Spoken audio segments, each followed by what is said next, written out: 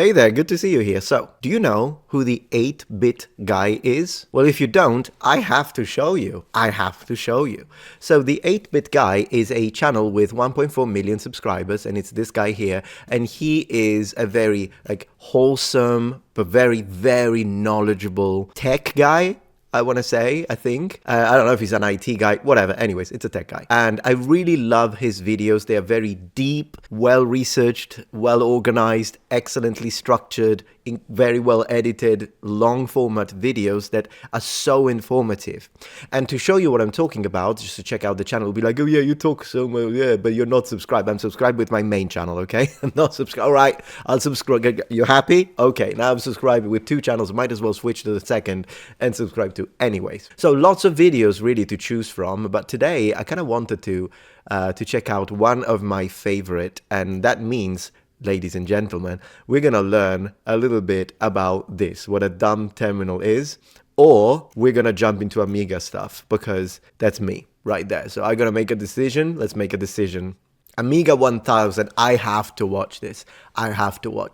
Amiga 1000 expansion and PC sidecar, Commodore history part 8, the Amiga fan. I'm going for the history one, very, very popular video. Obviously, before we start watching, link in the description to the full episode and the channel. I'm not gonna watch the whole thing, I'm just gonna watch a little bit, provide commentary, do a little bit of reaction, but the full video, if you wanna check it out, do click the link in the description. Let's go. So.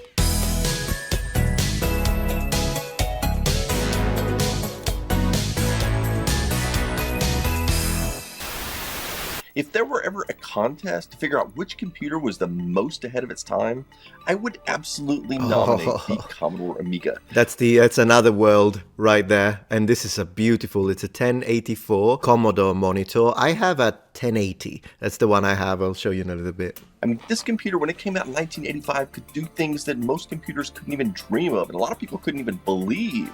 It took until the 90s before a lot of other computers could catch up to what this computer could do in 1985.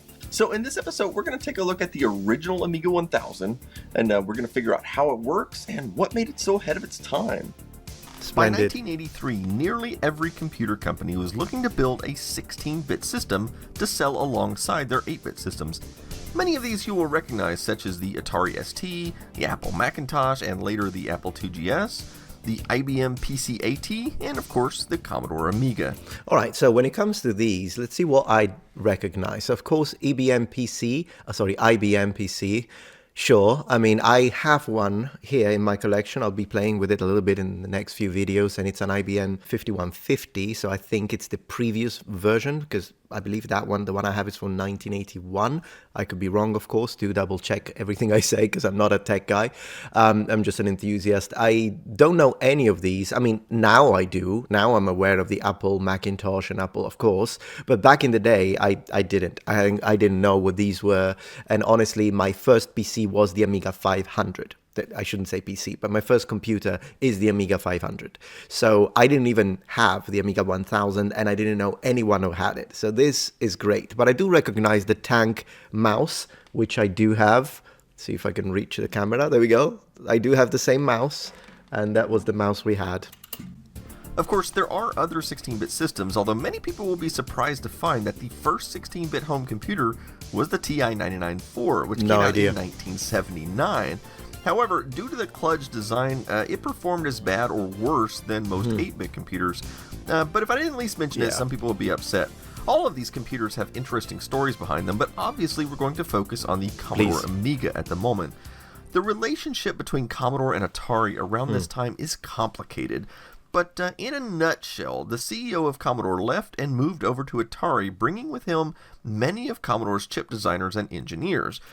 Around that same time, several of the original engineers at Atari left to create a new company called Amiga and create their next generation design. This left Commodore without the ability to engineer its own 16-bit system in a reasonable amount of time, so they ended up buying Amiga, thus completing the cycle so that now a significant portion of employees had totally switched places. That's great. And while we tend to think of the C64 as being the predecessor to the Amiga, in many ways it would be more accurate to say the Atari 800 series was the real predecessor. I would have thought that the Commodore 128 was the predecessor of the Amiga. That's the way I understood it, but apparently I'm wrong.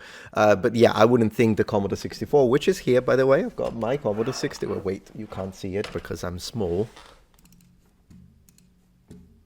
But I gotta show you. Gotta show off my original hardware, completely recapped, wonderful cosmetic conditions. I promised I would show it off on the main channel. I said if you come subscribe here, I'll show you that. So I'll make a dedicated video soon. So let's take a quick look at the outside of the Amiga. You Please. get a nice external keyboard, which was not normal for Commodore at the time. And one neat trick is that when not in use, the keyboard can slide under the computer, so you have more desk space. On the front, you get a 3.5-inch floppy drive that stores 880K per disk. I'm surprised that it's only one with the base design. I mean, look how big this all... Can we call it a tower, really? It's not really a tower, is it? But anyways, you know what I mean. The actual computer. It's interesting because it was all so much space. But then again, thinking about it, probably this is this big. Right, the entire mechanism for floppy disk reading is this big, and probably what they thought was if you want more than one floppy disk drive, then you just connect it as a peripheral and attach it, separately. I think that was the logics. I'm still impressed because if you think about it, IBM PCs usually tend to have two. Not always, but like mine does, and even though it's even the bigger one, so that's why I found that one strange. On the side, you get two regular Atari-style joystick ports, although port 1 is almost exclusively used for the mouse. I see. And by the way, the mouse was shipped with the computer. It was not an optional accessory like most other computers at the time. Right. On the rear, you get the keyboard port, parallel port, external disk drive, serial port, and left and right stereo audio. Believe it or not... Isn't it cool that the right is always red? Because when you have the cables, you have two audio cables, and you're like, oh, which one is right, which one is right? Red is always right. So RGB, TV mod, and video. All three of these ports are video. This is the analog RGB port. That's what I use. This one is more similar to that used by the 8-bit systems, so you'll need a breakout cable like this one to connect to a composite monitor, or you could use an RF modulator like shipped with the VIC-20 to connect to a television.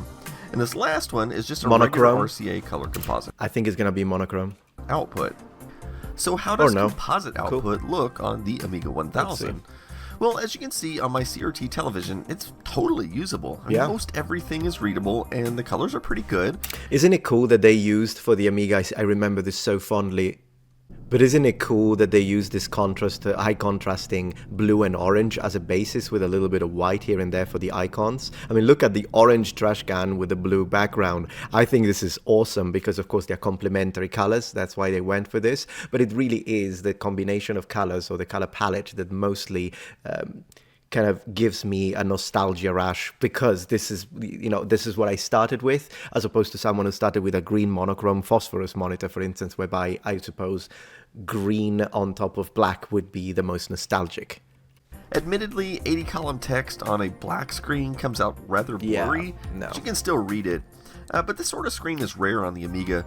But if you're doing what 90% of Amiga users were doing, which was playing video games, it looks totally fine. And that is why Amiga 500 became, this looks great, that's why Amiga 500 was so popular and everybody had one, because it was cheap and it had a lot of games. And because it was cheap. So basically, it was cheap, lots of people bought it, so a lot of developers developed for the Amiga 500, which kind of created a cycle, and people kept buying it because of the games. And at the end of the day, that's all I did on my Amiga, was copying discs and playing games.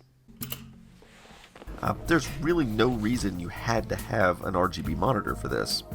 That being the case, I have my Commodore 1084 monitor here, which has a button where we can switch between composite and RGB. And this will let us instantly see the difference between the two. That's what that does. So this is RGB we're using now, and here's composite.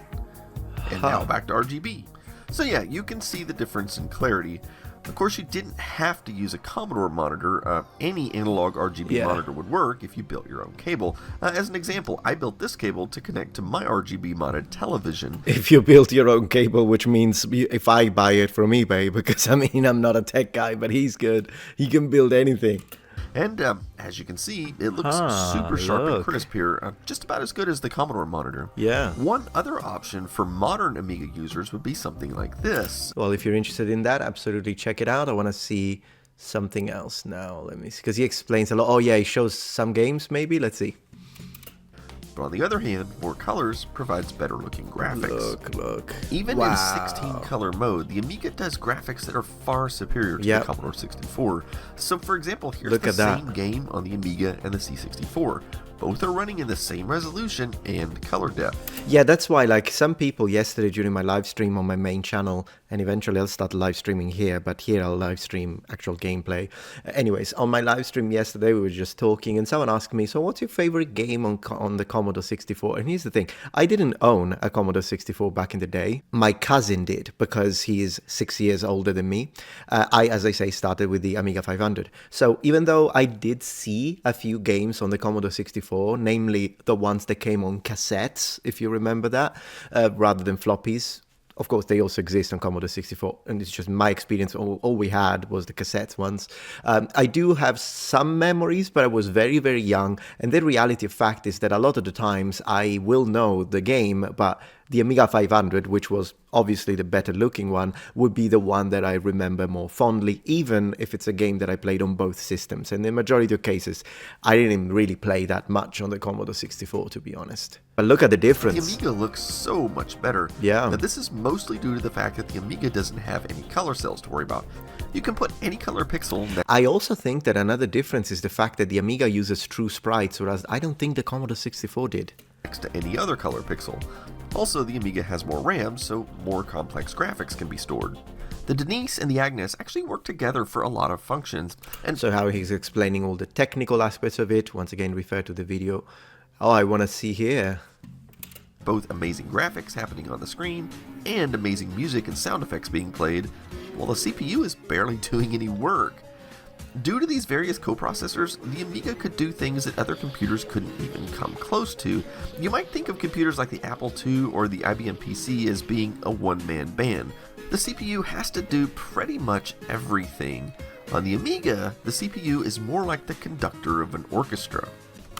So I've made a number of comparisons with the C64. In fact, here's the C64 version of Defender of the Crown. Look. But let's compare other 16-bit systems of the time. Here's the Macintosh version. Keep in mind, all Macintoshes at this time were still using two-color monochrome.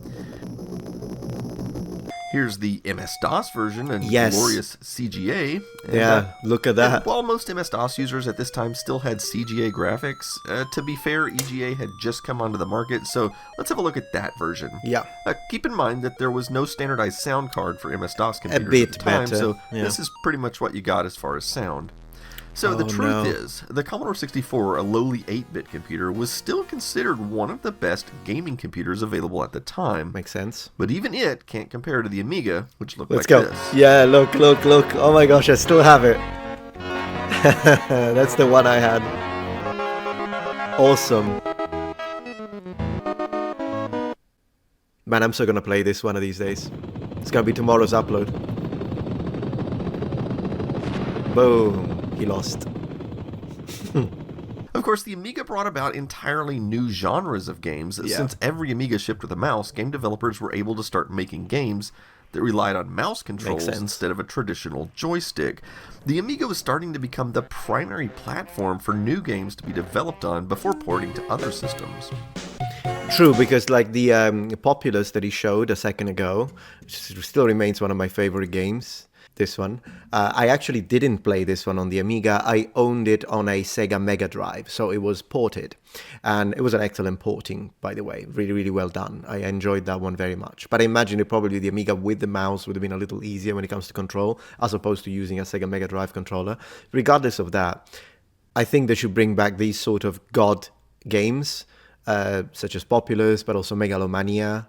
Megalomania was another game that I played a lot, and it was still a god simulator. They should totally make those again. I don't know why they were so popular in the 90s. I haven't got a clue why they stopped making those.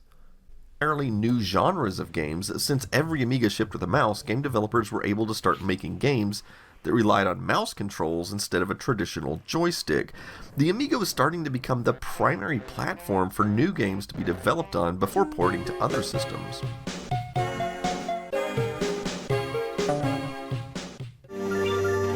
Oh yeah, Monkey Island.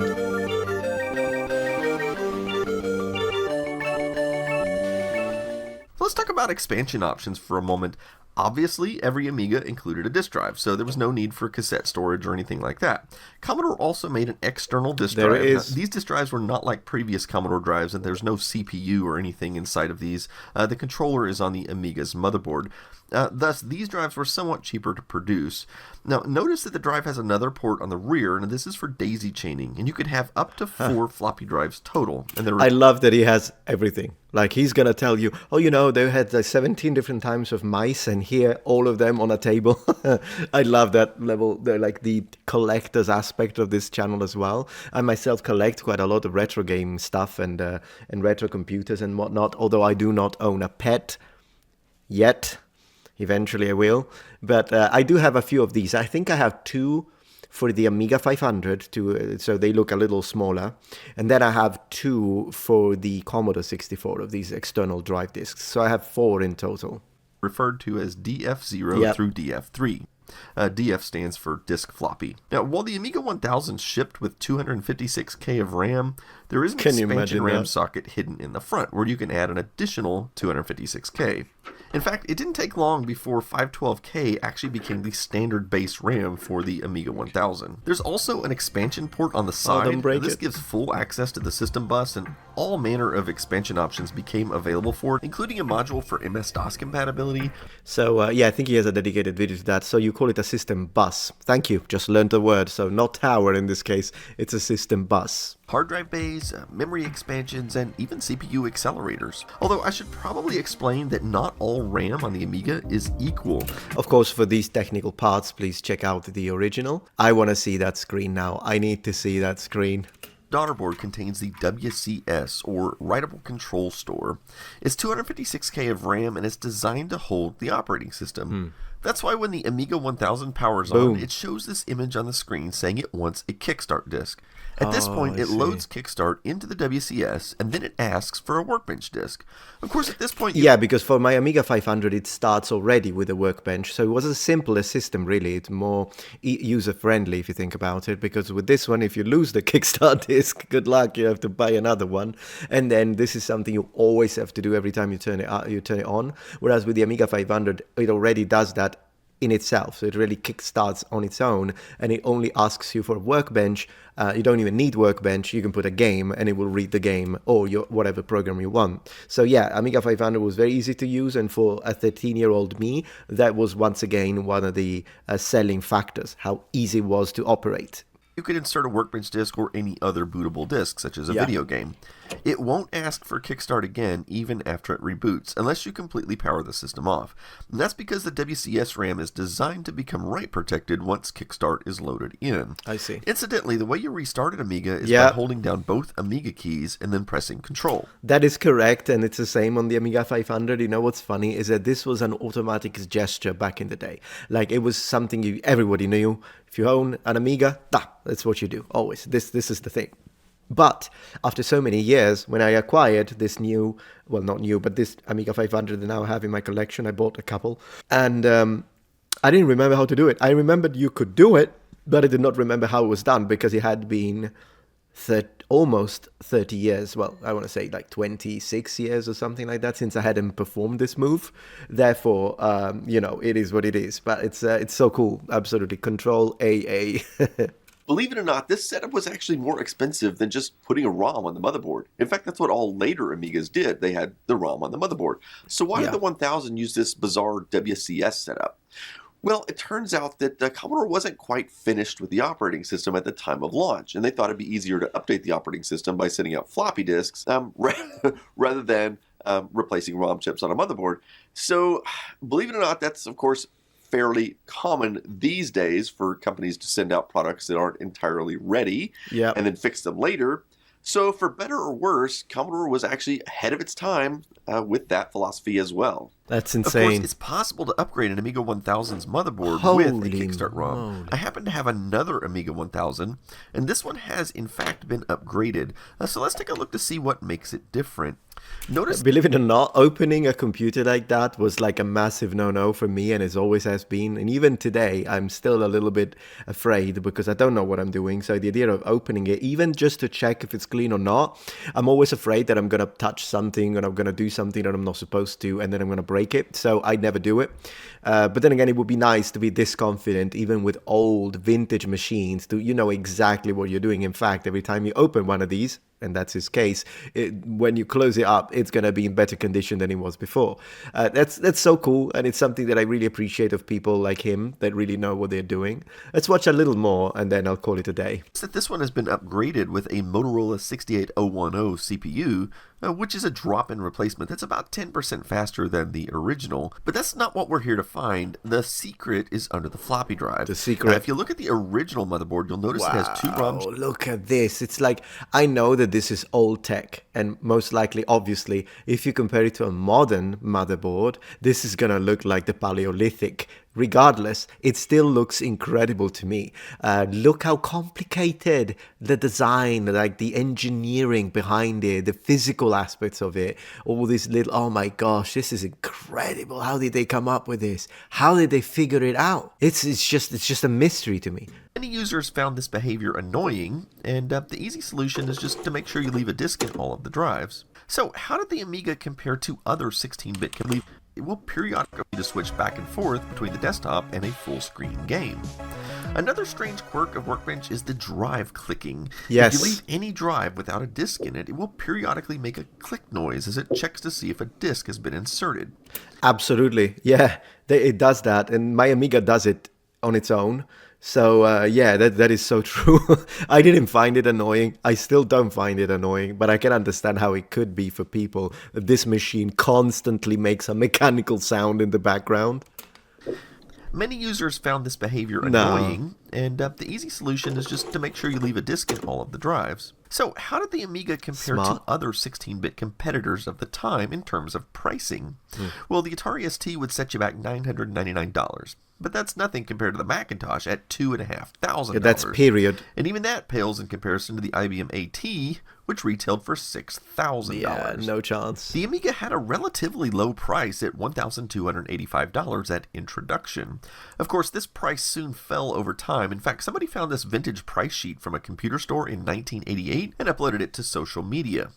This is 3 years later, and the Amiga 1000 was being sold for $699. Look at that. And you could even get the sidecar, which gave it full IBM PC compatibility for another $499. I think it dropped in price because Amiga 500 was like selling so much that at the end of the day they didn't really care, and computer stores just wanted to get rid of it. I think, I could be wrong, but this is fascinating indeed. Okay, so this is the 8-bit guy, just one example of his incredible videos. And if you really look, he's got 1 on 3 on the Commodore 64 alone. We're going to react to maybe his part 1 of Commodore 64 soon on the channel, because I just enjoy doing this, watching it with you. I might even do it on a live stream, we'll see. But for now, thank you so much for joining in. And tomorrow, I think I'm going to play and post a little bit of Defender of the Crown, because that's such a good game. Thank you so much for watching, Noble Ones, and I will see you tomorrow. Bye.